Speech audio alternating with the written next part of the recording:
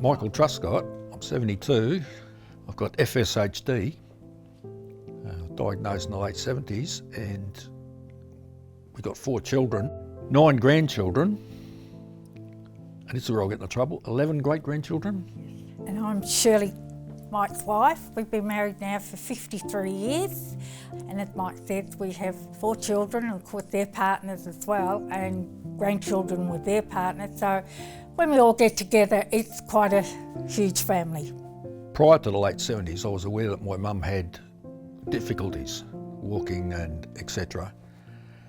At first, the doctors had diagnosed her as having polio, and then as it progressed, they started to change their tune. Towards the late 70s, Patricia Hurst contacted me. She said she was doing the genetics of our family. There was no actual test for the disease. It was basically have a look at your body and look for telltale signs. And she said, I'm afraid to tell you, you've got muscular dystrophy. I had no symptoms that I was aware of. She said, oh, you'll end up in a wheelchair. Virtually no research into it, no treatment, no cure. That really shocked me. At the time, there was no one for me to sit and talk to. There was no internet available, so you sort of felt very lonely, like you're going through this fight alone. Probably for about 3 months, I really felt down about it.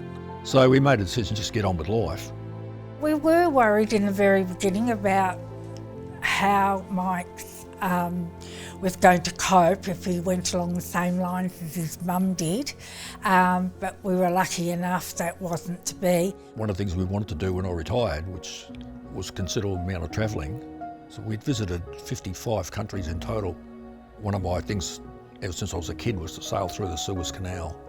So we'd done that, and luckily we had a balcony room, didn't we? So we could sit on the balcony and watch the Suez Canal slide past.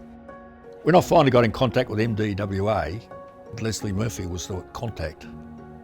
After Leslie left, Piper came on board.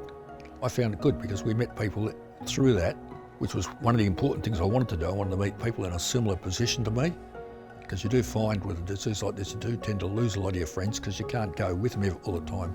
We've had Christmas parties at different things and everything else. It's been, we've met a lot more people that have got the same thing, and we've made a lot of friends with it. For me, it's very important to be part of the Neuromuscular WA group. It just keeps you in touch with what's going on, and we find that the staff there are just brilliant.